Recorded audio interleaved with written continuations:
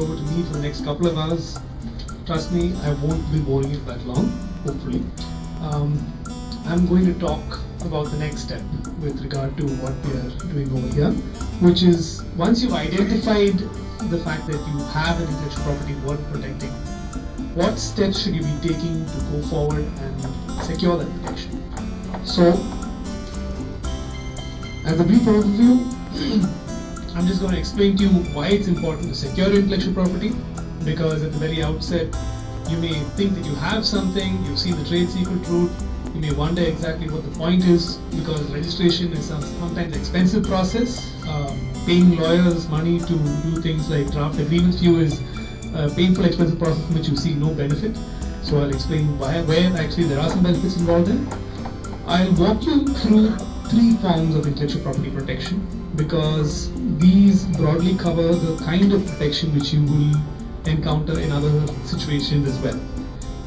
Trademark protection, patent protection, and the protection of copyrights. Now, the protection of design rights is very similar in terms of the process to that of trademarks. So you will have an idea at least of how these processes move forward. And finally, I'll explain to you how protecting your trade rights and confidential information is important in the context of this kind of maintaining some sort of protection of your intellectual property. So as I said, one of the first questions we need to answer is, why would you bother securing protection over your intellectual property? As Bharat has mentioned earlier, you can't exactly be guaranteed of much protection without registration. Specifically, if we're talking about forms of intellectual property like patent law, trademarks, or such like, you have a certain amount of protection available to you, but it's not exactly the same thing as actually obtaining a registration. I'll get into this in some more detail when we cover each particular aspect of intellectual property, but that's something important to keep in mind. It's much easier to monetize a registered intellectual property. The reason for this is that you actually have an asset which has specified dimensions, something which can be reduced to a document and which can therefore be transferred, conveyed, moved around far more easily. For the same reason, it makes far more sense to secure intellectual property through protection, because you can actually move the same asset cross-border. It's something which can be identified, which can be applied for in other jurisdictions, and can therefore have a specific identity, an entity, which wouldn't exist in the absence of proper protection. So, some very important initial questions to answer with regard to what you need to do to protect your intellectual property. The first thing you need to know is whether you will actually be seeking protection in India or abroad, because it's something which you need to determine with regard to whether you have a market abroad for your product, with regard to whether you are interested in developing a market abroad. And the second thing which you need to understand is who will own the intellectual property. Depending on the kind of entity you own, the intellectual property itself may be something which can be held by you as a person, by your own entity. If you have an organization which you've joined and started up with 2 or 3 other people, then you may have to decide whether you want the intellectual property to be owned by people in tandem. You'll have to figure out whether you want the intellectual property to be owned by a completely different entity. As I mentioned, there are certain specific entities which are created just for owning intellectual property. And the reasons for owning, or the reasons for providing ownership rights to different entities will vary depending on the situation. So let's start with a small discussion on securing trademark protection. Now, it is possible for a certain amount of protection to be available to unregistered trademarks. The level of reputation the trademark has plays a very significant role. The time for which the trademark has been used plays a very significant role. And there is, as Bharat had mentioned, well, it's more or less a tortious action or passing off, essentially, which can allow you to protect your trademark without registering it. But the steps required to register, to protect it in that manner, are far more onerous. And once you reach the actual point when you need to protect your trademark or enforce it, you're going to find that having a registered trademark is much easier than having an unregistered trademark. So I'll just walk you through step by step the important things to think about as far as the process of registration is concerned. The first step which you need to think about is conducting a trademark search. You have an innovative idea for a name. You have a basically a fascinating logo, something you'd like to make use of as far as your registration is concerned. What you should be doing is conducting a search of the databases of the Indian trademark website and such like to find out if you have, or if anything similar has already been registered. If that's the case, then you need to think carefully about how you want to register your trademark and where you want to do so. You might actually find a way to work around existing trademarks that have been registered. This basically gives you some sort of preparation time in order to establish a brand identity which actually creates a certain amount of distinctiveness for your name. The next step is to determine whether you need to obtain registration for just the word mark, the logo, or both. Now, why is this important? I mean, if you have a trademark, you're assuming that you're just going to be registering a certain device, a trademark. I mean, if you have an interesting logo which involves a strange sort of sun, which is shaped in an interesting way, you'd assume that you just get protection for that. The fact of the matter is that when you apply for a trademark, you get what you apply for, essentially. So it's very important to decide whether you find the name of your entity important, the visual composition of your entity's name important, a combination of the two, both. So the decision which you need to really make is basically whether or not your trademark is something which is reliant on a word, on a visual representation, or on both. The next thing you need to do is figure out what classes your trademark will apply to. When we talk about classes, let me put it this way. Trademarks, when you apply for them, are not specifically focused. For example, if you apply for a trademark in a particular class which relates to sporting goods, it's not as if you can apply that trademark automatically towards retail in sporting goods. If you apply for a trademark in a specific category related to leather and such like, it's not as if you can apply the same trademark automatically towards the category of, let's say, cloth and other such goods.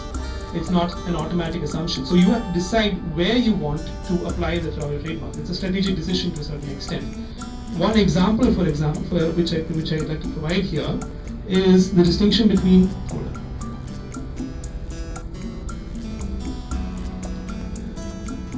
Class 9 and Class 42. The reason I wanted to bring up this distinction is, if you will look at the description of Class 9, which is basically one of the classes in which you can apply for a trademark, it's quite opaque. It's not something which you can automatically look at and understand as applying to a certain class of goods. I'll read it out to you and explain in the context of a certain kind of good, what exactly it means. Class 9 applies to scientific, nautical, surveying, electric, photographic, cinematographic, optical, weighing, measuring, signaling, checking, that is supervision, life-saving and teaching apparatus and instruments, apparatus for recording, transmission or reproduction of sound or images, magnetic data carriers, recording discs, automatic vending machines and mechanisms for coin-operated apparatus, cash registers, calculating machines, data processing equipment, and computers, fire extinguishing apparatus. This is what you apply for when you want to sell software. Did you make a connection? Okay. That's one of the reasons why. Basically, the idea is that if you were to go behind the justification for software sale under Class 9, you would apply it to data processing equipment and computers. Software in any form, which is whether in a machine-readable form like a disk or a USB drive, or in a digital form, as long as it is sold as a product, would fall within Class 9. If you look at Class 42, which is the next paragraph over here, scientific and technological services and research and design relating thereto, industrial analysis and research services, design and development of computer hardware and software. You may have been misled into assuming automatically that if you are a software-oriented company, you should file for a trademark under Class 42. The fact of the matter is that this applies when you offer your services in the area of the design and development of computer hardware and software. Now, there are gray areas in between, but it's important to make this decision at the very outset before you decide to apply without knowing what exactly you're going to go in for. Can you do for both? Yes, you can. You can make multi-class applications in just about any number of classes as long as you have a description which justifies the application which you're going for. Okay, now to just go back to what I'm talking about. The other thing which you need to do as part of the process of application is establishing a first date of use. Basically, this means you'll file an application today for a trademark which you've used for some time, and without knowing what you have, it may be possible at some point in the future that someone will say, no, this is a trademark I have been using since the day before yesterday. But you've been actually using this trademark for a significant period of time. You need to establish through documentation, through something like a bureau sale, through perhaps some sort of a, maybe even like a brochure or a document that you put out, that you have actually been using this trademark for a reasonable period of time before you've applied for it. This actually will assist you at any point with which deals with a conflicting claim to your trademark. So if that issue does arise, then the first date of use makes a significant difference as far as determining exactly what level of protection you have. As I mentioned earlier, which entity owns the trademark is equally significant. I've talked about it to some extent as well. And the fact that a trademark can be owned by one person, an entity, two people jointly, especially if you are a company which is relatively young, is just starting to develop policies together. You have a bunch of friends who've gotten together to try out new ideas. You still need to establish these policies in order to determine exactly who owns what or who is going to go ahead owning what, because if you don't, there will be confusion at a later point in time. The trademark will be owned by one person, whereas actually it's a trademark pertaining to a company which is jointly owned by two people. These will create issues, and it's good to sort those out at the time when you're making the application. Now, once you've made an application for a trademark, the next significant event which you can look forward to is an examination, which is basically the trademark office coming back and telling you that your mark is not registrable for the following reasons. You will get that almost inevitably, which is part of the process. The trademark office does not feel that they have done their job until they have come back with some objection on some aspect of the trademark or the other. So the next step is basically responding to the examination, explaining to them that no, my mark is distinctive, I've been using it for this period of time.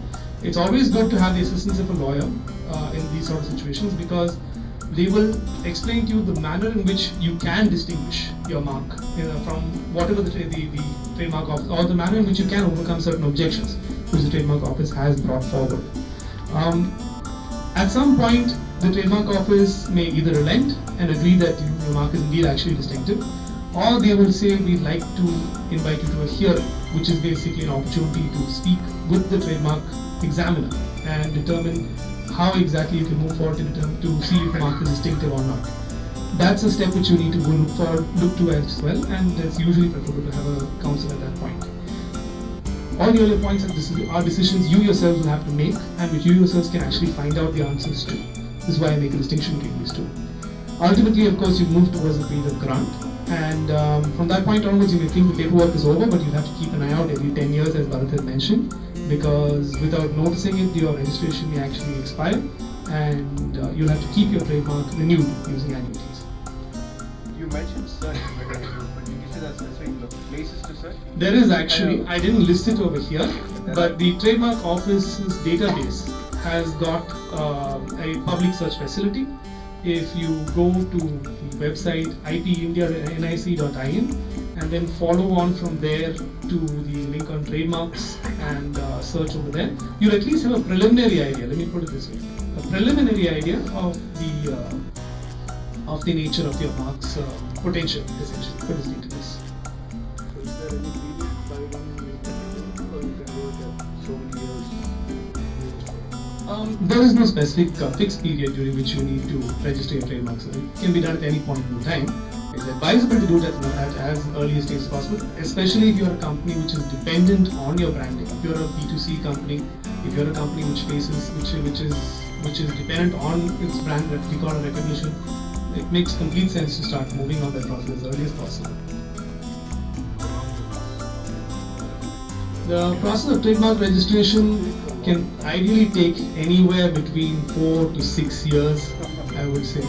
It can, of course, that can take 2 years at times, but I normally like to give pessimistic estimate because at some point on the 3.5 year mark, I don't like to be telling you that I didn't tell them so. So it's important to be aware that it can take that sort of time. There are some Essentially. premature babies. Yeah. But except in this situation, you're very happy with premature babies. Sorry? That's the normal time.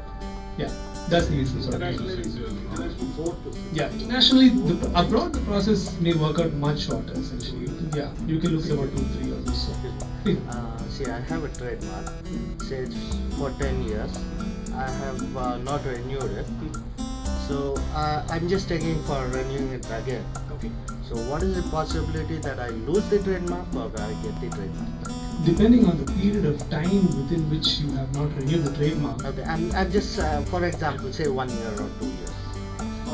there is a possibility for reinstatement of your trademark within a one year Okay, period. yeah. So within a 1 year period, you have a possibility for reinstatement of the mark. If it's 2 years, you may not be that possible. Yeah, it may not be that possible to do it all. Restoration within 12 months after expiry. Okay. Okay, Just wanted to understand. please tell me. Of registering a trademark. So then there are two types of costs you need to take into account. One are the official filing costs and fees. The other is the cost of the counsel, which is involved in the whole process. So I mean, it's very hard for me to comment specifically on the counsel cost because that can vary widely. I mean, as a rule, I would say you get what you pay for, in the sense that you can finish the whole process in maybe 10,000 rupees, but you will receive little or no support. You can also spend a significantly larger amount. You may receive strategic advice on a number of points you mentioned over here. It will definitely cost you more. But the point is that as far as official fees are concerned, there is a per mark per class fee of about 3,500 rupees, depending on how many classes you wish to apply in. And your logo and your word mark are two different applications. If you have different iterations of the logo you want to apply for, those are also different applications. There can be associated marks. So it's a complex exercise, essentially, making a definitive statement on costs. But as a broad rule, you can just say the official filing fees will not constitute the majority of your fees, of your filing fees. Alright, so I'll just move ahead now. Sure.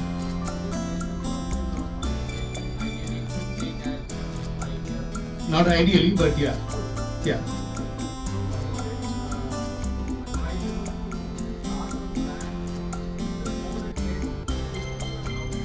Sure. As Bharat had mentioned, there's no problem with starting and using a brand before the period of before applying for a trademark. So if you may have been using a brand for at least 10 years. Sorry. Oh yeah, sure. There's no issue whatsoever doing that. You can start using your brand anytime before or after the period of application. It's not as if you should wait for application before using a certain brand. You can go right ahead and use it earlier. In fact, using it earlier even without registration, as long as you've gone through the process of registration, is helpful because it provides an earlier first date of use. Alright. Okay, I just briefly want to talk about international trademark filings because this is something new which has been opened up as an option for people who are interested in filing trademarks. At a point earlier, if you wanted to file trademarks, you had to find a lawyer and initiate a different process in each country in which you wanted to file a trademark. If this was significant for you, if you were a company which had presences in multiple countries worldwide. Now we have actually reached the point where we can file one single application, essentially, and designate countries worldwide where we want to file trademarks. Not necessarily every country is a signatory to the Madrid Protocol, which is the international treaty which allows us to do this. But the vast majority of I would say countries which are viable markets are signatories to the protocol. So the advantages of this process is, as I said, single window for filing, and move the whole process forward across different countries. Yes, there are different fees for each country, as in you have to pay a separate fee for each country you want to designate, but as far as national filing is concerned, it's significantly cheaper than moving to each country and locating a lawyer and having a separate filing. With that being said, there are two issues. One is that if the source trademark which is essentially the trademark from the country, country of origin is rejected. The trademark is rejected in almost in every other jurisdiction. The second is that basically, if that's an issue which you need to be concerned about, you can automatically start. You have to hire local agents in order to deal with the situation there and there. So that is one disadvantage. But given the relative advantages of actually being able to take your application to different countries worldwide, it's a relatively weak disadvantage. Okay, now I would like to start talking about securing patents. Now, it's important to understand, unlike trademarks, the distinction with regard to patents is that there's absolutely no recognition to an unregistered patent under Patents Act. As a matter of fact, if you use, publish, disclose to someone on a commercial basis a patent or an invention which is potentially capable of being protected under patent, you are actually killing the possibility of patent protection. The reason this happens is because of the process of anticipation by prior publication. I'll explain this as far as the concept is concerned. As Bharat had mentioned earlier, patents are something like a contract between the individual and the government. The individual tells the government, I have this unique invention, I think it's an amazing thing, but I have no incentive to give it to the public because I can make money from it if I keep it a secret. But the moment I open it up, people are going to just copy it left, right and center. The government says, alright, I will give you a monopoly for 20 years. Tell us about the exact process by which you can patent this, by which you can work this invention. So the patent is supposed to be the result of that particular contract. The government only does this because they stand to benefit. You must understand. The contract only works if people stand to benefit. It's not a favor to anybody. As a result of which, if you have published this earlier, the government is going to say, so you see this is new, unique, or in some way unheard of. You just published it. We already know about it. We're not having a contract with you. That's basically what it boils down to. Okay, which is why applications are important, and it's important to understand the process by which you move forward towards patent protection. The first step, as I mentioned earlier also, as far as trademarks are concerned, is search. But for patents, it's significantly more important. I'm not denying the fact that it's important as far as trademarks are concerned. But when you have an invention, what you are basically laying claim to is you're placing boundary lines on your invention. You may not be sure about exactly where your invention ends and someone else's invention starts. I'll give you an illustration. Let's say that everyone is incredibly stupid and the first time anyone has come up with a chair with a three-legged chair. Okay? If we were to try and obtain a patent application on a four-legged chair, which is a significant improvement, which actually enables for stability, which has a number of benefits which can be illustrated on a specification. We still need to know what came before the four-legged chair, because we need to know exactly how to innovate around it. We need to know exactly who owns the prior patents, and we need to know exactly how to draft our specification and our claims. So we find that the three-legged chair has been patented earlier. Then we need to show exactly why the three-legged chair is inferior to the four-legged chair, the manner in which the four-legged chair is an improvement over the three-legged chair, and well, of course, we'll also have to contact the patentee of the three-legged chair to see if we can obtain a license to make it in the first place, because it will be a patent edition, essentially.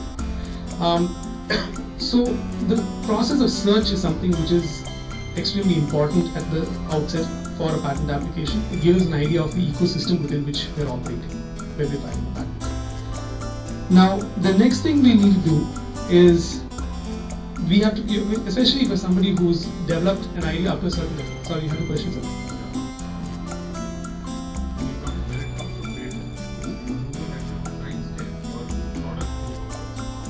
Now this is tied exactly to my next point on provisional specifications. Now some people take a decision to patent when they put down, when they have literally a working prototype in front of them. They put down the sketches, they have done the experiments, they've done the testing, they know exactly what it is that the invention is going to look like in physical form. At that point they take a decision to patent. Some people take a decision to patent when they written down something on a napkin. So those are two extremes, and actually there are options available for both types of people. In the case of a provisional specification, what you're doing is that you're putting down a brief concept note on your invention. It should cover basically everything which you think is relevant to the invention. It should cover everything which you think the invention is going to develop into. You should have a reasonably well-formed idea. Perhaps you've not tested it through experimentation, you've not used hypotheses and such like. Or rather, you've not tested your hypothesis, but you have a working hypothesis, essentially. Yes, you can. It is possible to put it down depending on how developed your concept note is. Now, when I say you can patent it based on a concept note, the point is that the contents, as I said, of a provisional specification are a reasonably detailed concept note of the invention itself. But the timeline within which you have to convert your provisional specification into a complete specification is 1 year. Within that time, you have to convert your concept note into something which is detailed, has a description, explains how it's different from the prior art, has got a reasonable number of substantiation using examples if required, and basically has well developed and extremely well drafted claims. So within this 1 year period, you're given essentially you're given a grace period of time in order to develop the invention on a more detailed basis. Which means that on the concept note versus patent, how long does it take? You say 1 year you get the prototype. Not the prototypes, actually. This is another important point. When you are applying for patent protection, you may like to see the life of your invention as separate from the life of your patent application. The life of your patent application is basically your invention reduced to paper. Your invention is a completely different object. That's why sometimes people tell me, I don't know if I can go for a complete specification because we haven't reduced the prototype yet. It doesn't matter if you've reduced the prototype yet or not. If you know what you have to do and you can put it down on paper and you have got the basic claims or you have the exact boundaries of the invention ready, we'll help you drop the claim and we'll help you move the invention into a complete specification. It doesn't literally have to work in front of you for you to know it's working. You do not need to have a physical artifact at all in order to file a complete specification, in order to file a patent application. There are certain situations where, there are very, very rare situations where a patent can be contrary to the laws of nature or assumed to be contrary to the laws of nature, in which case the examiner may actually require a demonstration. They are very, very rare. If you developed a perpetual motion device or a gravity, a completely equivalent like anti-gravity device or something of that sort, yes, then probably the examiner would ask for an exam for a demonstration. But under most circumstances, no, there would not be something which is required. Alright, so moving on to the complete specification, which, as I said earlier, needs to be filed within 1 year of provisional specification. There are two broad parts to a complete specification. One is the description, which talks about whatever came before you as far as the invention is concerned. That is, what kind of development has occurred in the field of art before the invention which you came up with has come up. What inventions had already applied, or what publications, or what people have already done to deal with this particular problem. The manner in which you have solved this particular problem and how is it improvement over the prior art. And then a reasonably detailed description of the manner in which your invention works. You may also have different iterations of your invention, which is something you don't want to put down here as well. The claims are a very important document. They cover in the written words the exact boundaries of the invention. So they need to be drafted with extreme care because the language. I often call a patent specification a techno-legal document. It is a document which describes something which corresponds to the laws of nature, but in itself it is interpreted according to the laws of men. So the language you are using is obviously ambiguous, can be used multiple different interpretations, and is therefore very important. It's very important to pin down exactly how you're describing your invention in the context of a complete specification. Okay, as I mentioned earlier, there's a process of examination similar to that for trademarks, but on a far more detailed basis. You need to explain to the examiner, firstly, why your invention is not obvious. Secondly, why it is novel, and thirdly, why it's useful. Fourthly, in India, there are a significant number of categories of inventions which are automatically not patentable. I'll get to that in a second. But I'm bringing this up under examination because I want to give you an idea of the kind of issues you will deal with when people ask you if your invention is patentable or not. A non-obvious invention is basically an invention which, if somebody sees a combination of X and Y, would it be obvious for them to just combine the two and reach Z, essentially? A novel invention is something which has, well, more or less literally not been published or used anywhere before in the world. And an invention which is not useful is something which, well, basically is work which is not something which can be used for any technical purpose at all. The main distinction I make is that, for example, the golf ball, which Bharat had just pointed out earlier, has a shape which is aesthetically beautiful, but is also very useful for aerodynamic purposes. If you simply try to patent a golf ball on the basis of the fact that it had a very nice shape, that's not something which would be useful within the scope of patent, at least. So, the next point which I'd like to make is that you need to overcome these objections essentially in the form of a written examination report and a response to the same. You'll have to go through the process of hearing and grant. These processes, at least as far as the actual process of hearing and grant are concerned, are broadly similar to what we discussed earlier. I'd like to move to the whole idea of international patent applications, which is a process which is relatively simple now, actually, compared to what it used to be earlier. We have this concept of PCT applications, which essentially grants you an extension of time in terms of filing your application anywhere in the world. So if you are wishing to make a call or a decision to file an application in the US, the UK, in the European Union or China, under normal circumstances you have to do within 1 year of filing your initial specification. Under the PCT route, you actually have the opportunity to do this within 31 months, which is basically about almost 3 years to file the application from the first time you file your provisional specification or your complete specification. This will make more sense if you had a chance to look at this particular diagram. It's a slight improvement in terms of understanding the timeline involved in patent filings.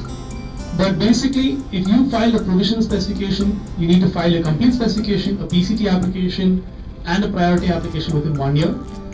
You have 24 months from the date of the provisional specification to file national phase, which is basically another application in the country which you want to target. So the US, for example, or the EU, or 30 months if you wanted to file in certain other countries, or 31 months in others. Similarly, if you had a complete specification, you'd probably do the same thing with regard to 1 year to file a PCT application or a priority application, 24 months in one, 30 months in another, and 31 months for the last category of countries. So there's no hard and fast rule about the kinds of countries which require 24-month, 30-month or 31-month deadline. It's just a matter of which countries have opted for which protocol, which under the Pearl Patent Convention Treaty. Okay. Please. Sure.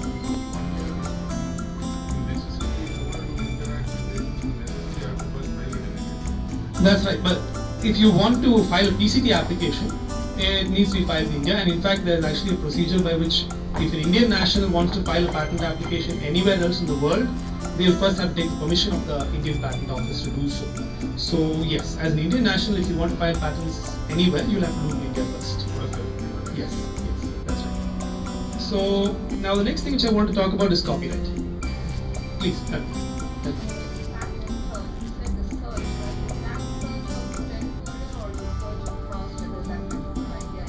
Thank you. That's a good question which you're asking because it speaks to the nature of anticipation and novelty. Any document published anywhere in the world can anticipate your patent. So there are two perspectives from which you would search. One is to find out if you have grounds for a good patent, and the second is to determine if you have the freedom to operate your patent in a certain country. If you wanted just the freedom to operate opinion, which you remember Bharat would have referred to earlier, you will primarily search the Indian patent database to see if any other patent similar to what you are covering, your invention, has already been applied for a patent here. If it has been, you'll probably have to think long and hard about whether your invention infringes that. On the other hand, if you want to see if you have the potential to file a patent in India or any country, what you'll basically have to do is you'll have to conduct a search for basically you have to conduct a search from the perspective of an opening and patentability, which means that any application or publication made anywhere in the world has the potential to render your invention either obvious or anticipated. Now, I'll be frank, from a realistic perspective, it's the examiner's job to determine these things. When you do find out about these things, you have a responsibility to tell the examiner. That's an important point. You have a formal responsibility to tell the examiner. So as a result, it's important to conduct the search to understand exactly how far you can go. And it's not limited to India, to answer your question. It's something which can be moved to the scope of the entire world, essentially.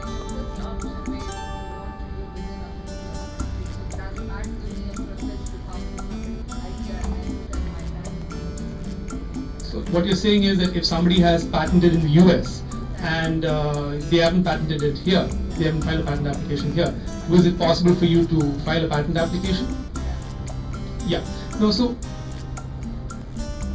first, if somebody has patented in the US and they have missed all the deadlines on this very easy to understand line which I have told you about, then what will essentially happen is that they will not be able to file a patent application here. You'll be able to use the exact same invention as it applies here without any obstruction whatsoever. What you'll not be able to do is file a patent for it because their application has anticipated yours. So basically this goes back to what I told you earlier about the whole contract between you and the government. The government has decided that somebody's already come up with exactly the same thing. Why should I give you a patent application? I don't need to give you any monopoly on this sort of thing because it's already out there in the public, essentially. Okay, moving forward. Okay, now I'd like to talk about what steps need to be taken to secure your copyright. Now, as you'll remember, patents apply towards technical inventions, trademarks apply towards your business method, your brand basically, and your goodwill to some extent. Copyright extends towards artistic and literary works and also software, as Bharat mentioned earlier, because the primary issue is that software is treated as literary work, as an artistic work of some form or the other, which I guess makes a lot of software developers feel better about their lives. So, registration is not required under software copyright registration to protect your software, except if you wanted to file a software infringement suit in the US. So if that's something which you anticipate as being an issue, yes, you can take it up at the point when it comes up. But in India, in order to enforce a copyright, you do not necessarily require registration. What you do need to do, so it may seem like your life is actually simpler, but it's not.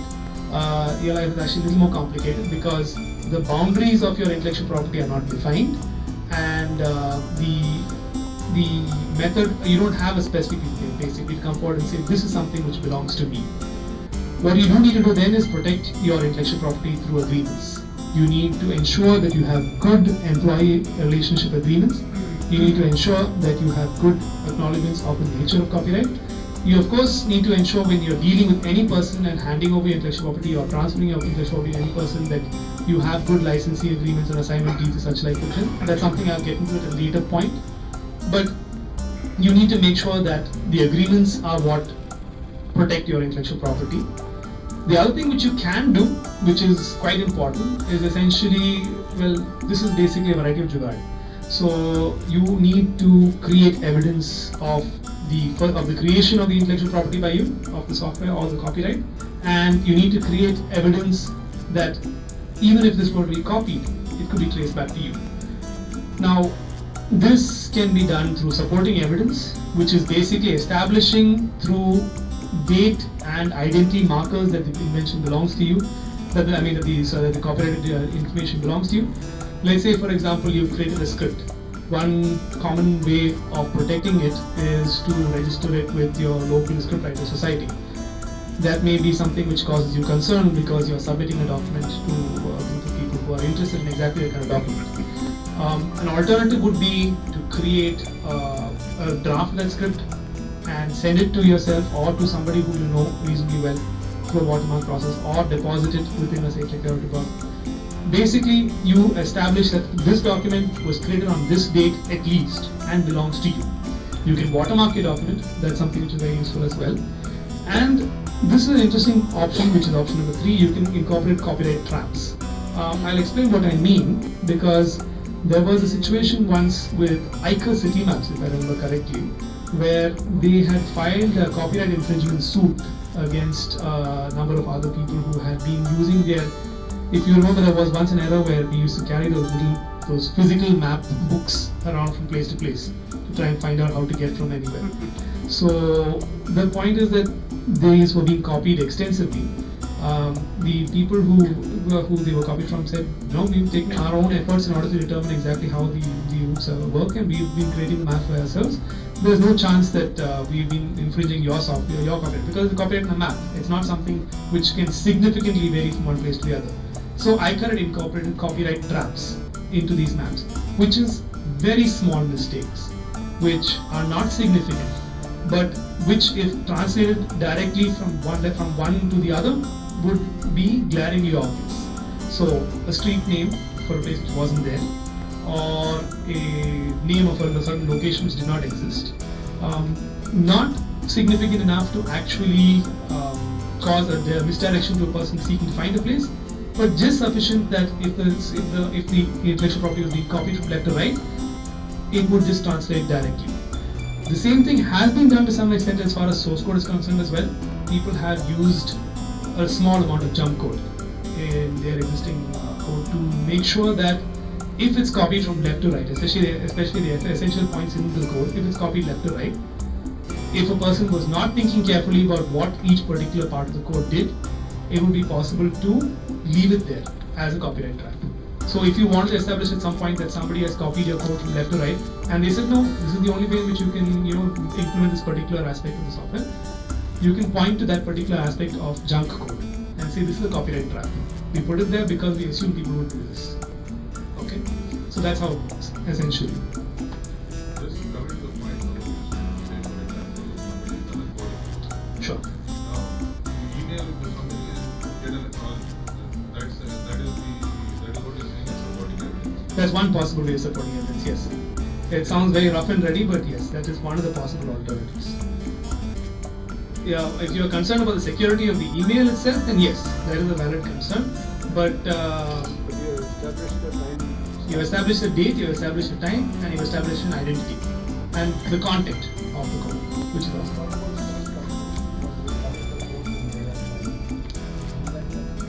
You're saying that also version control essentially, right? So version control will help to a certain extent in the sense that it covers date and time, but it doesn't cover identity. That's the issue. Now, if it's attributed, for example, the platform itself that you're using has a requirement. If the platform you're using has a requirement to log a specific user in, then yes, it's possible that version control can be used. Now, why I'm saying this is that there's no hard and fast rule. For example, in a certain environment, maybe possible different people use different IDs interchangeably. Now, how that works out as far as ownership over certain aspects of the code is very ambiguous. But actually establishing through something which is a consistent ID of yours, which is why an email ID may be one possibility, your address is another equally valid possibility, and signature, of course. So the point is that there is no hard and fast rule as to how to secure your identity rights over a certain copyright, but it's important to think creatively about this, essentially. Okay.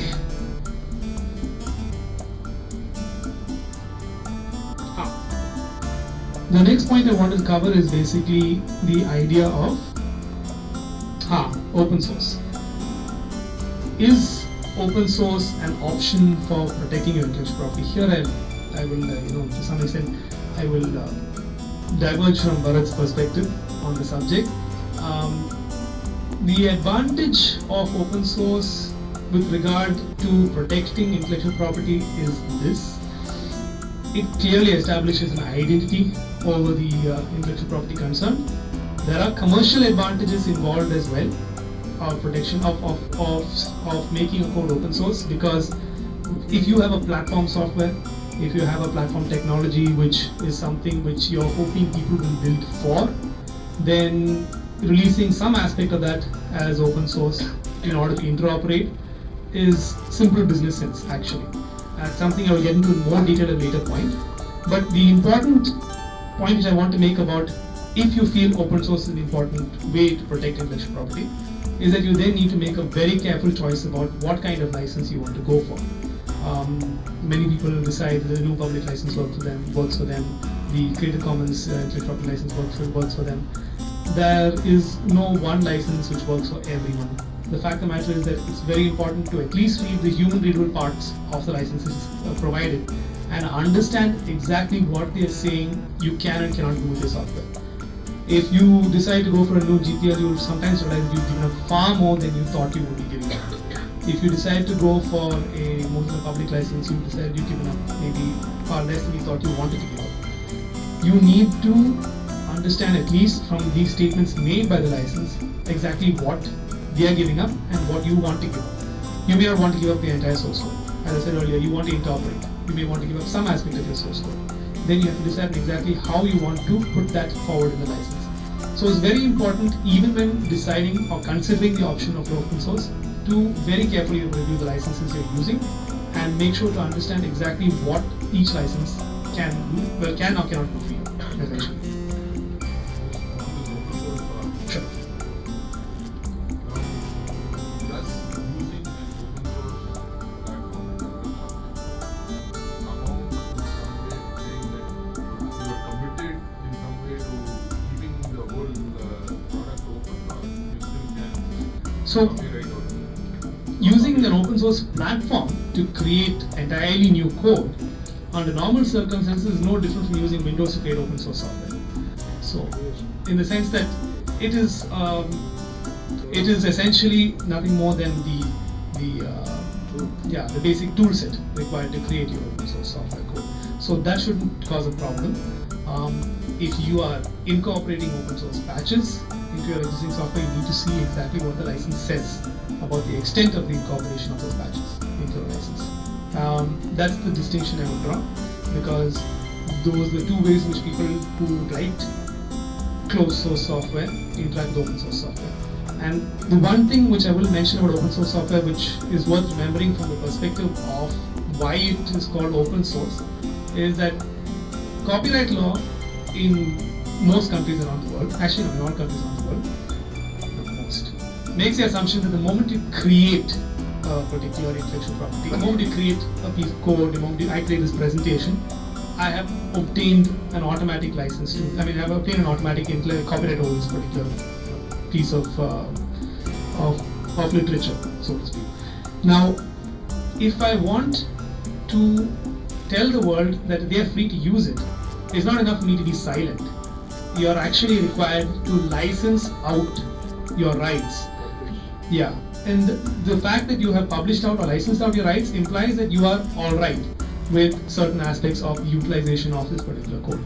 So the distinction between open source and existing code is this, that you have technically given the world a limited license to utilize the product you're using. Okay, now to move on. Yeah, the last part of this discussion on securing intellectual property covers employee and user relationships. As I mentioned earlier, it's important to create clear relationships with all your employees and users, because depending on the kind of enterprise you use, or you're a part of, or which you have created, you're going to have different people being involved in the creation of your intellectual properties. Now, if you have employees, then yes, it's very important that in the context of employment agreement to protect the kind of intellectual property which secure a commitment from them that they will assign their intellectual property to you, or in the case of patents, agreement to assign, because it's not enough to just have that written down in an employment agreement. In the cases of a patent, you need an actual assignment deed. The second thing that you need to do is you need to make sure that all your relationships are work for hire relationships, and this applies to not only your employment agreements but also your consultants agreements. And as far as your users are concerned, if you have situations where people utilize content on your website, or people utilize and modify information on your website, you need to be very sure that you explain to your users exactly what you perceive to be your IP and exactly how you expect them to interact with your IP and to interact with IP in general. There are other expectations under the Information Technology Act which require you to tell them to respect IP in general, but at least establishing a relationship between you and the user as to exactly how you see what they create as your whether you see it as your IP or not is important too. I suppose you've seen examples of that already with regard to Facebook and Twitter. Yes, they have put in rather rather complicated EULAs which essentially allow them a limited license to utilize your images in any manner possible. Instagram was actually one of the companies which was accused of doing that in a very in one of the worst ways possible. But the fact of the matter is that that particular clause in the EULA, which allowed Instagram a limited license to utilize your images in any other context, as long as it's not commercial context, had been in existence for a long time in the Instagram's EULA. They just modified the language to make sure that it was easier to understand. That was enough to cause the public outcry that it did. Anyway, just moving on. Yeah. As Bharat had mentioned earlier, some of your intellectual property will not be eligible for protection, or you may take a call not to protect it. Both those are possibilities. In those situations, you need to be very careful about what you're going to do with regard to protecting of that intellectual property. You have a category of documents called non-disclosure agreements. They can also be called confidentiality agreements. Basically, they govern the relationship of any person with that particular type of intellectual property. They can be introduced prior to any disclosure of information. This depends on whether you're approaching a venture capital investor, whether you're approaching an employee, whether you're approaching any sort of a collaborator, and they can be signed at that particular point in time. They must identify the persons clearly with whom you can share information. For example, if you're approaching a certain company and you're saying that you are we'd like to disclose this information to you for whatever personal purpose we see fit going ahead. These are the people with whom you can share this information. Your employees, perhaps, those of your consultants who are required to evaluate this information for purpose of disclosure, and nobody else. Because it's important to identify exactly who can work with this information. They must allow, to some extent at least, for injunction or damages as a remedy for breach. And they must have indemnification of legal expenses clause, because if this whole thing goes south and you actually have to sue on the basis of this, then at the very least you can make them pay for it if you will. So that's the broad scope of securing your intellectual property from the perspective of confidential information. And yeah, I'm done talking about securing. Yeah, please. High concept. What's meant by that? So, as I was saying earlier, certain ideas cannot necessarily be written, or do not work when written to writing, when reduced to writing, essentially. When I say high concept ideas, we're talking about, for example, you have something which you want to discuss with, let's say, okay, let me start at the beginning. Let's say you have an innovation which you have reduced to a particular one-page format. You have certain formulae you worked out, you have certain basic, hypotheticals you worked out. You know these are reasonably rare, reasonably revolutionary. They're not something which you can yet apply for. You need to disclose them to somebody because you want to see if there's a possibility of financing, if there's a possibility of collaboration. If that's the situation, then those ideas are high concept at this particular point. They have been reduced to anything. The concept is so abstract that it's not something which you can necessarily call patentable in any form. It's similar to what was happening in the social network movie. And that's an interesting analogy. But yeah, the fact of the matter is that basically, people were working on the similar sort of thing. yeah. No, the thing is that in a situation like that, the high concept is basically a network which allows people to interact in this particular manner. Now, when you reduce the practice, there are so many implementation issues which can vary completely significantly from depending on who's doing coding or who's doing the developing or any of those factors. So in that sort of situation, your high concept is not something which is literally protected by intellectual property. You need to therefore find a way to protect it. So confidentiality agreements or non-disclosure are very useful to that kind of purpose. They allow you to at least move ahead with some amount of confidence on the subject. Okay, so that concludes my presentation on how to protect your intellectual property. Now we need to talk about leveraging your intellectual property, which is a very ambiguous term. Essentially, it means, the way I understand it is, now you have it, what are you going to do with it? And one method of using it is through licensing, essentially. As far as lawyers are concerned, licensing is the best piece of advice we can give you as far as intellectual property is concerned. So, firstly, I'll talk about the very broadly about the methods in which people actually have leveraged intellectual property before, and across different kinds of company sizes.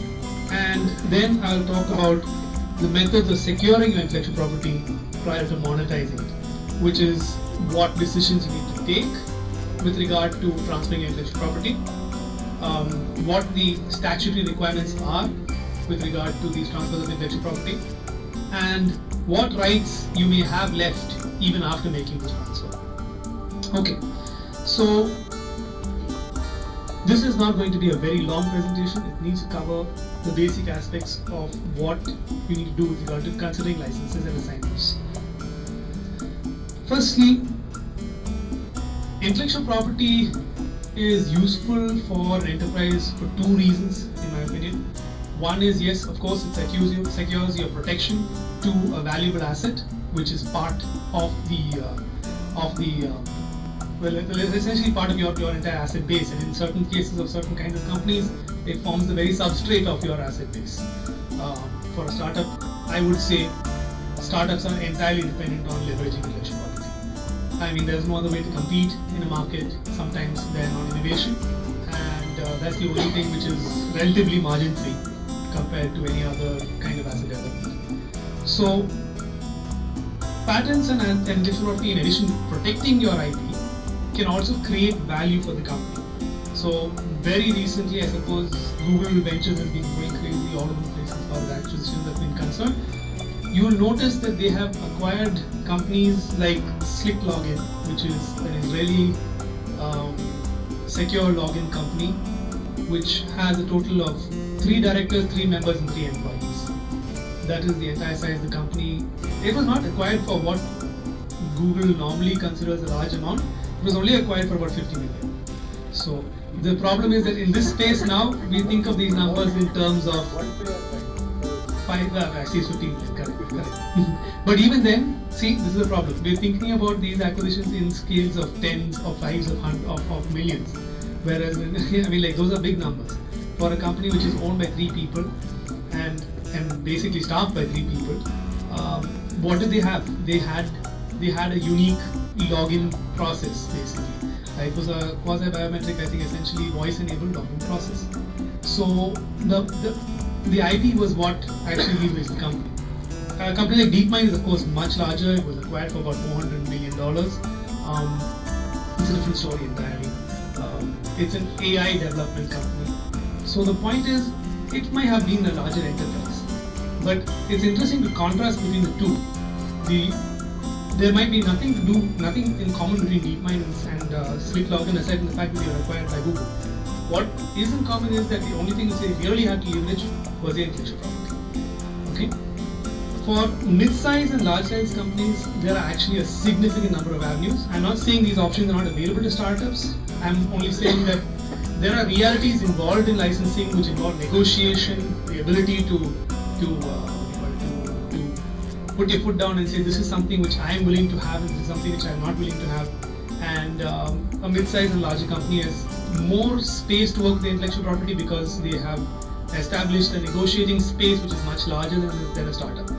So franchising, if your goodwill has reached the point where you're actually capable of walking up to somebody else and saying, you run your business, you just use my name, that's basically a system of franchising.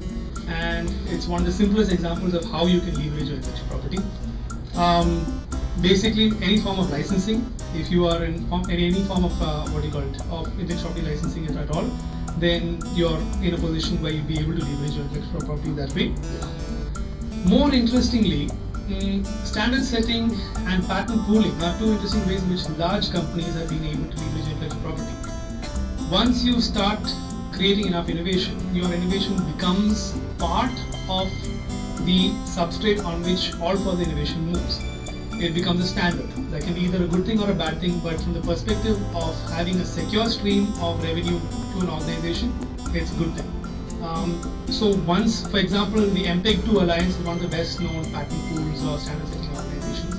It describes all the patents required in order to utilize particular codecs required for the digital transmission of video data worldwide, essentially.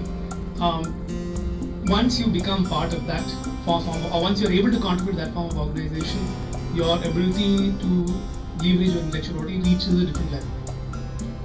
Now, releasing code as open source is also a method of leveraging intellectual property. The reason being that it may seem strange that letting go of something is in any way leveraging it, but if people have understood, at least now, that there are certain ecosystems where if you create a platform and if you develop ways for people to interact with that platform, releasing ways for people to use that platform is highly beneficial to you because people create ecosystems around it.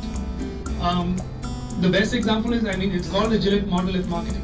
You are essentially giving away a very nice razor and you are paying a very large amount of money, or you're basically charging a large amount of money for the blades. You're giving away the ability to develop for a certain platform, and you're making people dependent on that platform for basically any further development overall. There are two examples of that. Is basically IBM Computers has a database software called Cloudscape, which they have released for development essentially. It's supposed to interact with most of the other database enterprise software platforms as well. I'm not going to pretend to know enough about the manner of interaction to tell you that to tell you the matter of interaction itself, but I do understand that what happens is that it enables essentially those people who are developing for Cloudscape to be able to interoperate with other databases. And the benefit to IBM is that you develop a much larger ecosystem of users who are available for either bug fixing or basically developing subsidiary applications, or for the third part, even service and maintenance. So essentially, IBM is able to release a product and sell services. So my point is, it is possible to leverage IP using open source. It's just a matter of being intelligent about how to do it, essentially. As Bharat had mentioned, one useful way to leverage your intellectual property is a distress sale. So, if you're going out of business, at least one thing which will save you from complete and total bankruptcy might be your intellectual property. Eastman Kodak is actually almost near defunct as a company, but it made $4 billion in 2012 just from selling off its patent licensing and assignment, actually, if I were to make a more accurate representation of that. So that's a good example of the ways in which it's possible to consider leveraging your intellectual property. Alright, so now we'll talk about securing intellectual property transfers through agreements. For the most part, I won't distinguish between one form of intellectual property or the other, except when it's important to do so. But I will say that if you have any form of unregistered intellectual property, if you are discussing leveraging it in any form or the other at all, you should first enter into a non-disclosure agreement. It's a point of, I would say it should be a point of standard operating procedure, because you have already got such limited protection over the intellectual property which you own. And entering into a non-disclosure agreement at least gives you some amount of protection or security. So the next thing which I'm going to talk about is what kind of decisions do you need to make when you are considering transferring your intellectual property. The first question is, do you want to license your intellectual property or make an assignment? The distinction between the two is that a license is basically passing on an intellectual property for a certain period of time, for a limited purpose, for a certain jurisdiction. Actually, most importantly, a license passes on intellectual property only for a very limited period of time. An assignment is basically handing over your rights to the intellectual property to another person. The Trademark Act, at least, has certain restrictions on assignments, to the extent that you can't, effectively it says you can't assign something to more than one person, in the sense that essentially in this manner the Trademark Act basically tries to convert intellectual property into something closer to real property. If you have one notebook, you really can't give one notebook to two people. By that logic, if you have one trademark and you are assigning that trademark, you can't assign that trademark to more than one person, basically creating a situation where two people have exclusive rights to create one trademark. So that's just a very limited example of what you need to get into, think about before you're getting into assignments or licenses. The next question which you need to answer is whether you're willing to grant an exclusive license or a non-exclusive license. That makes a significant difference. I'm going to tell you an anecdote which was told me about, like, about a decision about exclusive and non-exclusive licensing. It makes all the difference in certain situations. This is completely a commercial anecdote, but it relates to the person who developed the technology initially for the first camera interoperable, or the phone interoperable camera, as the first basically technology for interoperating cameras and phones. He set up a company which he had ended up being at about the level of about $1 million in debt in, and he was attempting to try and sell this technology to companies all over the place. Basically, any phone company would be interested in looking at it. As you know, to some extent, Nokia looked at the technology. They got back to him and said, this looks good to us.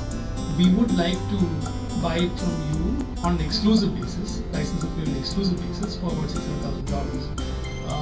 He, at the end of, cut a very long story short, at the end of negotiation, he ended up with a non-exclusive license for about $4 million.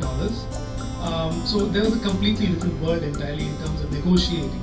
But the point is, because of that, he was able to utilize the technology which he had retained, at least the rights to further license, with other people as well. And he was able to maintain rights to keep utilizing or keep licensing the technology and keep developing the technology.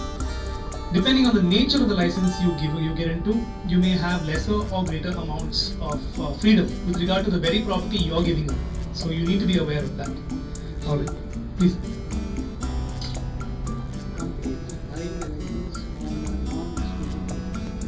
What is the protection that is actually giving the license, has given them on non-exclusive basis? He's got the right to go ahead and do it himself. So, from a commercial perspective, one of the advantages the person may have the person mobile advantage. It may be that the person is the first opportunity to develop for a particular product. It may be that the license. See, another thing which is important to know is that license can be exclusive for a limited period of time, which effectively amounts to the non-exclusive license in reality. You may be having an exclusivity period for a period of 6 months, which basically is enough time to integrate your license with your product with new technology. The other thing is that such a person also obtains the other thing you want to know exactly what benefit is there for a person who is receiving non-exclusive license, right? Yeah. So the other thing is, this is a very obvious statement to some extent, but just about every software sale is a non-exclusive license. So the fact that you're able to utilize what you're able to utilize is in and of itself the advantage. Yeah. So it's a non-exclusive license for you. It's very limited scope, non-exclusive license. So the point is that we constantly enter into non-exclusive licenses all the time because we want the benefit and comfort of being able to use what we can use. And if somebody sees the benefit of doing so, they will do it irrespective of whether it's exclusive to them or not. I'm sure they would like to have an exclusive license at times. It's something you need to be able to see if you have the negotiating power to put up. That's the important part. That's a completely commercial decision. It's just something you need to be aware of. Okay. So the next thing I'm going to talk about is the kinds of restrictions you need to put in place. Now, this is a very oft-quoted statement, at least amongst intellectual property lawyers, but they say intellectual property rights are a bundle of rights. So the idea is basically you can visualize your right in a certain intellectual property as a bundle of sticks tied together.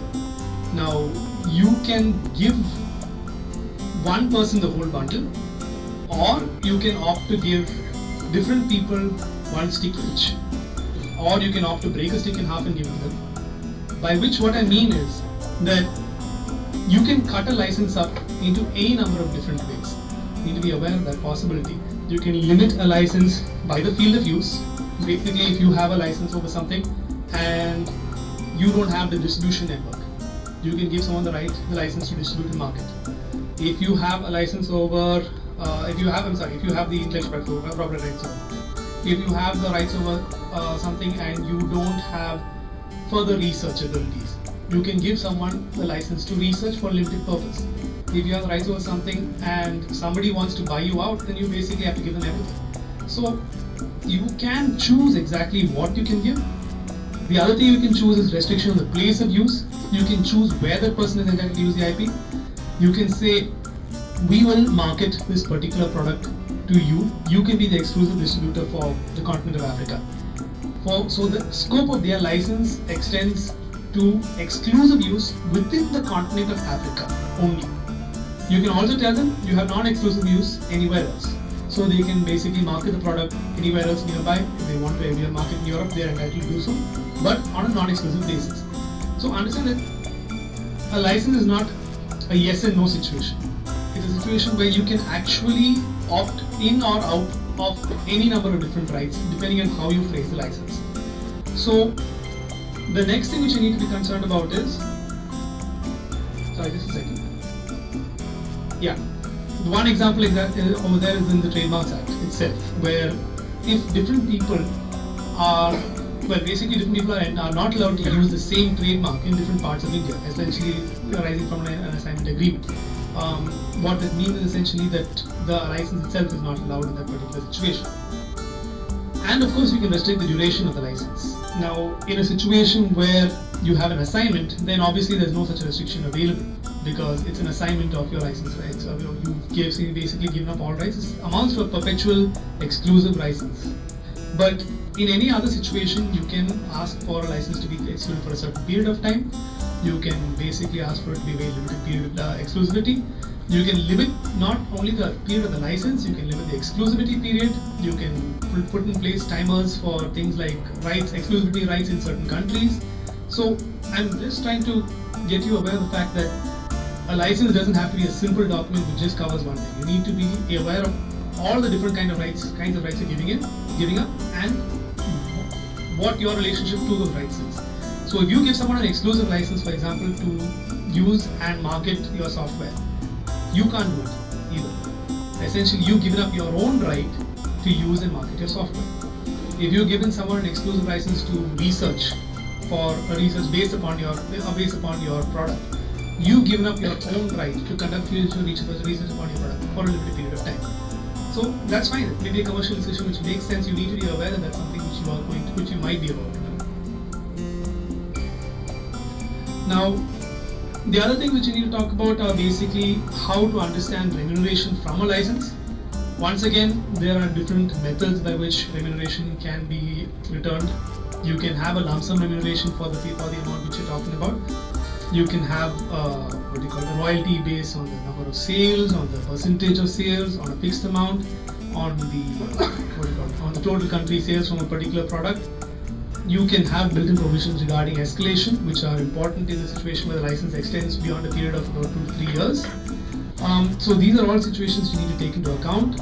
In addition, you also need to look into the question of sub-licensing. You need to specify in the agreement that there shall be no assignment of your license rights to somebody else, basically. Which means that the licensee himself shall not be entitled to just take the rights you have given him and hand them over to somebody else, which is actually a possibility in certain jurisdictions. Escalation is, from a commercial perspective, this basically takes into account the fact that the royalties which you are paying will be subject to certain vagaries in terms of inflation, and builds in a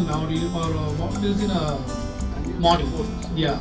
It could be building an annual support model, it could be building a model for future versions of patches, it could be building a model essentially for the possibility that costs may go up, essentially.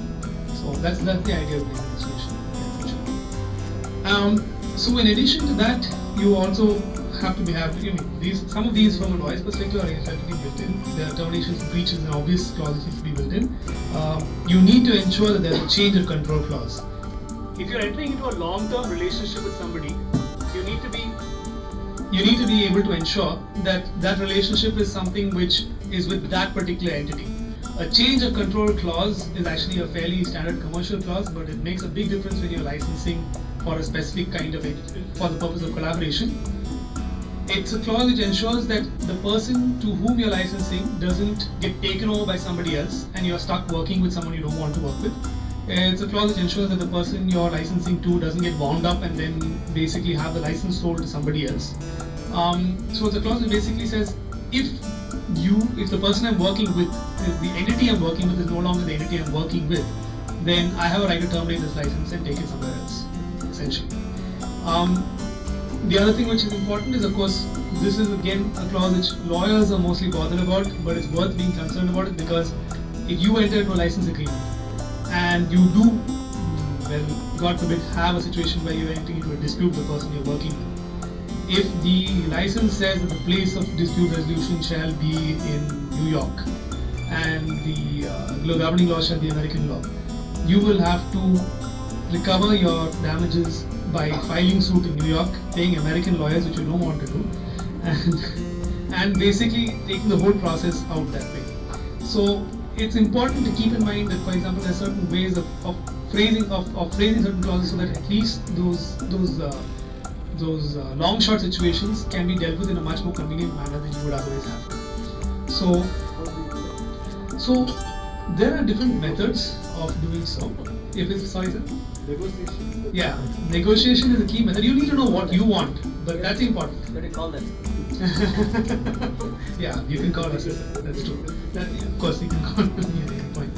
But yeah, what I was saying is that you need to know, at least you need to know what you want. A lot of times people don't like to give thought to these clauses because they think it is standard boilerplate in an agreement, but they have a significant bearing on what will happen in the worst case scenario. Even if your dispute resolution clause says the courts in Delhi shall have jurisdiction, are you going to be taking your entire operation, not your entire operation, but moving yourself up to Delhi every time you want to file suit and then have the whole suit handled in Delhi? If it's something you can negotiate out of, yes, then you should try and do that. So, and certain kinds of disputes do not need to go to court at all. You can have them settled by arbitration, and arbitration doesn't need to be an expensive procedure; it can be a fast procedure as well. So, those are all things which are worth at least having in mind at the process when you're going forward. I'm not saying that you can have all the answers, but you should have that in mind at the point when you're going forward. Sorry. On arbitration, since I mentioned it, I just want to make one thing clear. There are certain kinds of rights like infringement of intellectual property, infringement of trademark rights, infringement of patent rights. Those are called statutory rights. What that means is that you can't take it to arbitration if the other side doesn't want to take it to arbitration.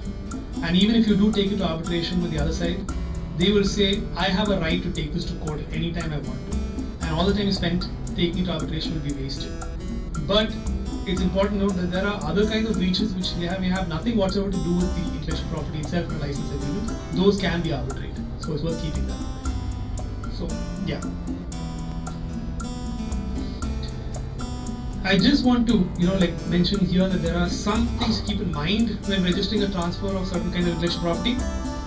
For patents, trademarks and designs, you need to register the fact that you have entered into a license or assignment deed with the relevant office for that deed to be a valid, not a valid document, but yes, a recognizable document, yes. If if it's something which you need to use at any point later on, you need to be able to show that you have registered that document with the intellectual property, with the relevant intellectual property office. For patents and designs, if you are making an assignment, then that assignment must be entered into at least within 6 months of executing the assignment deed. There is a possibility for entering into an assignment, for registering the assignment beyond that particular period in time, but essentially it's something which requires a certain amount of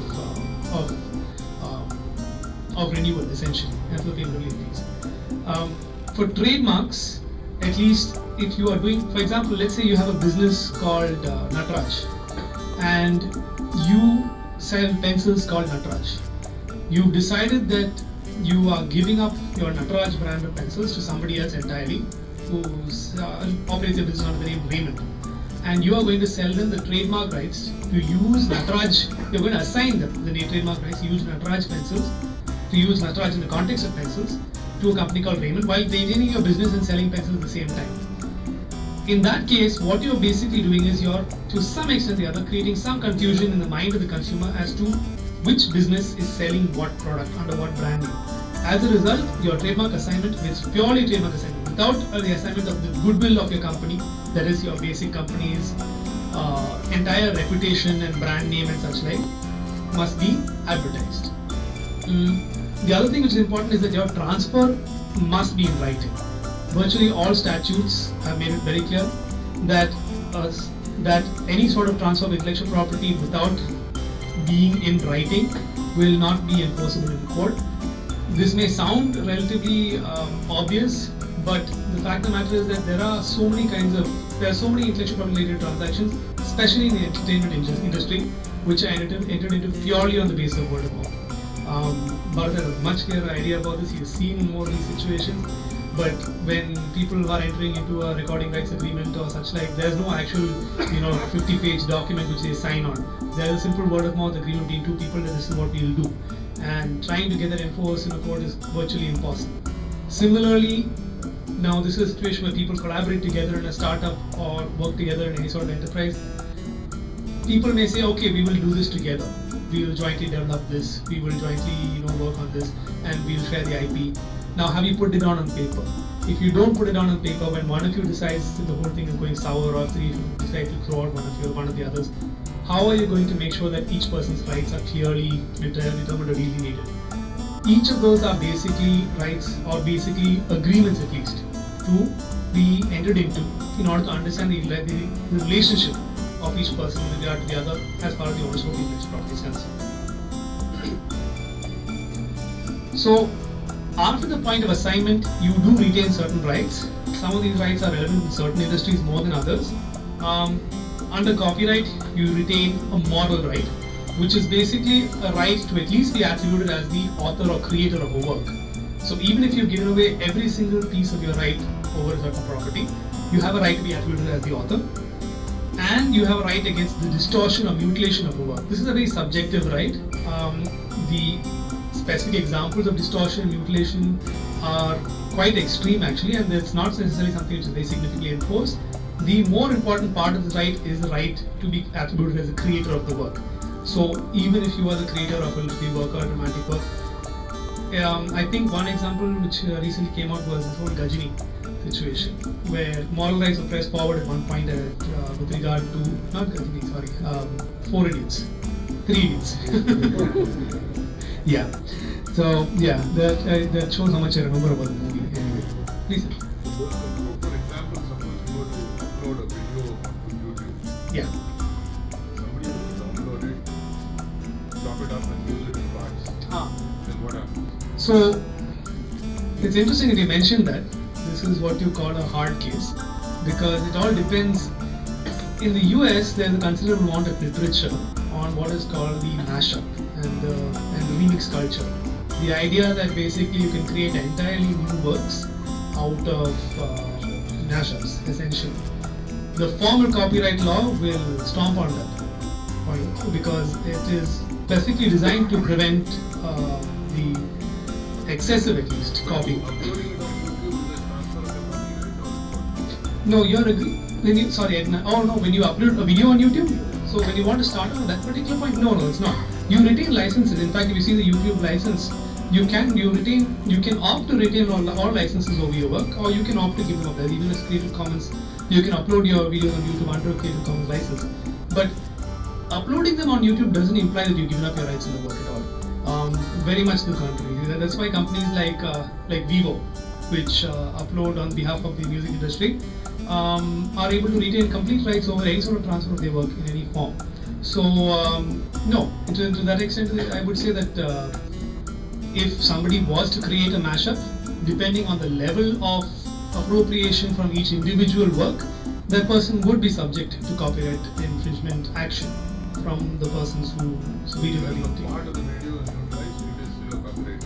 Yeah, now that depends on the extent of utilization. For example, if it's something which can't really recognize as the original work except in a passing mention or such like, there are certain fair use exceptions. They are basically called fair use exceptions because they allow you the space to use the work to a certain extent. If there's even to a certain limited extent a parody exception with Indian copyright law, which basically means if you wanted to just take a work and make a spoof out of it, you could do that, but the scope of that is relatively less defined in Indian copyright law than it is under US copyright law, for example. You can create parodies of work, and in fact certain trademarks have been parodied in a very interesting manner, which were very recently with Tata versus Greenpeace, basically a situation where Greenpeace basically took Tata's trademark and turned it into a little flash based game where Tata was shown as a bad guy and it was basically a Tata-looking demon, something of that sort essentially. And Tata sued Greenpeace for utilizing their trademark. But the courts basically held that what Tata was doing was called denominator use, and their use was basically with regard to expression of a certain perspective with regard to Tata, and they could not do that without using Tata as a what do you call it? As the icon of Tata as a jumping off point. So and obviously they weren't trying to sell anything which is related to Tata or infringing on Tata's products essentially. So there are certain exceptions, but they are very, very, very. They really require some significant amount of case-by-case analysis, essentially. So that's with regard to copyrights. On patents, also, irrespective of your assignment of the patent, you will give up your right to utilize the patented product, but you cannot give up your right to be attributed as the inventor. So, in any situation where you have been attributed as the inventor, or even when you have not been entered into, even if you have been playing a significant documented role as the inventor of a certain patent pending product, and you haven't been included, you have a right to have yourself included as an inventor. You can file an application, you can go through a procedure actually to have yourself included as an inventor. That's the extent to which patent rights tend to protect the right of the inventor to at least have an attribution of the name of the product.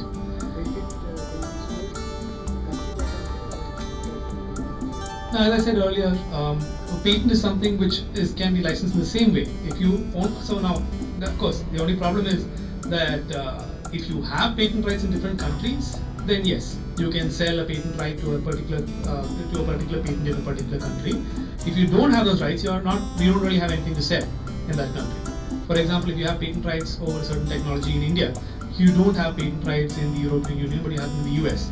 But you tell someone that they have rights to distribute in India and to market in the US or to at least to market it to use in the US and the EU. For the US, yes, you've given them a right. For the EU, you didn't have anything to give them in the first place.